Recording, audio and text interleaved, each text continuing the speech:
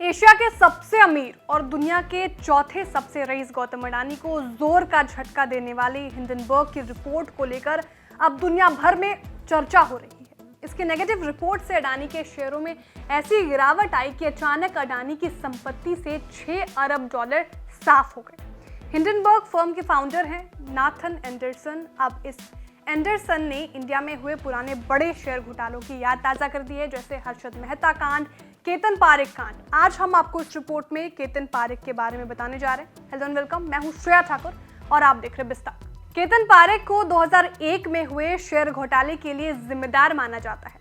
पारेख ने तमाम नियमों को तोड़ते हुए कई फर्जी कंपनियों के शेयरों के भाव अचानक बढ़ा दिए थे। बाद में आई जोरदार बिकवाली से देश के लाखों निवेशकों को करोड़ों रुपए का चूना लगा था। केतन पारेख को 2008 में शेयर हेराफेरी करने के मामले में दोषी ठहराया गया था और पारेख पर 2017 तक का बैन लगाया था। आगे बढ़ने से पहले बात कर लेते हैं बजट की। बिस्तक पर 1 फरवरी को बजट कवरेज में जुड़िए। क्या इनकम टैक्स की बेसिक एग्जेम्पशन लिमिट 5 लाख तक होगी? आप अपनी राय हाँ या ना में दर्ज करवा सकते हैं प्रोबो पर, जो हमारी ओपिनियन पार्टनर है। लिंक डिस्क्रिप्शन में है।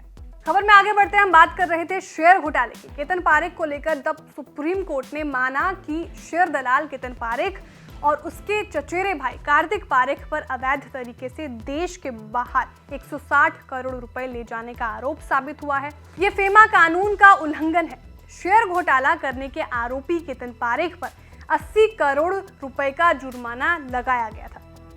इसके अलावा शेयर दलाल केतन पारेख को मुंबई की विशेष सीबीआई कोर्ट ने धोखाधड़ी के एक मामले में 2 साल कैद की सजा सुनाई थी और साथ ही 50,000 रुपए का जुर्माना भी लगाया। पारेख को शेयर बाजार में धोखाधड़ी के कई मामलों में आरोपी पाया गया।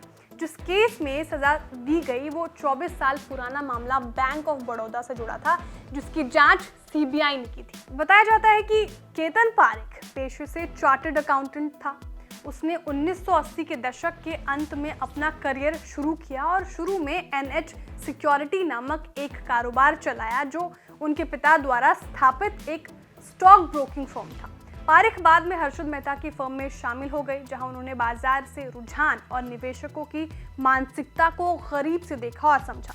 केतन पारेख तब सुर्खियों में आया जब उसका शेयर घोटाला पकड़ा गया। ये तो थी केतन पारेख की बात। इस रिपोर्ट में हम आगे बात कर लेते हैं अमेरिकी रिसर्च फर्म हिंडनबर्ग की, जिसकी नेगेटिव रिपोर्ट ने इन दिनों उथल पुथल मचा दी है। इसके फाउंडर नाथन एंडरसन है। यूनिवर्सिटी ऑफ कनेक्टिकट से इंटरनेशनल बिजनेस में ग्रेजुएट डिग्री हासिल करने वाले एंडरसन ने एक data company FactSet research systems Inc से करियर की शुरुआत की थी। यहाँ उनका काम इन्वेस्टमेंट मैनेजमेंट कंपनियों से संबंधित था। फिर उन्होंने साल 2017 में अपनी short selling firm Hindenburg research को शुरू किया था।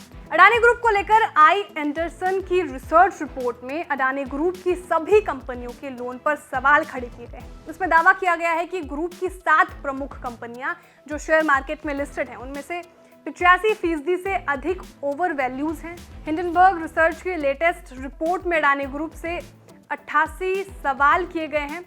इस रिसर्च रिपोर्ट के आने के बाद अडानी ग्रुप की कंपनियों के इन्वेस्टर्स के सेंटिमेंट पर उल्टा असर पड़ा है और इसके चलते सभी कंपनियों के शेयरों में जोरदार गिरावट देखने को मिली है। इस रिपोर्ट के आने के बाद बीते बुधवार को अडानी की कंपनियों के शेयर ने 6 से 7% तक का गोता लगा दिया था और इसका असर गौतम अडानी के नेटवर्थ पर भी पड़ा।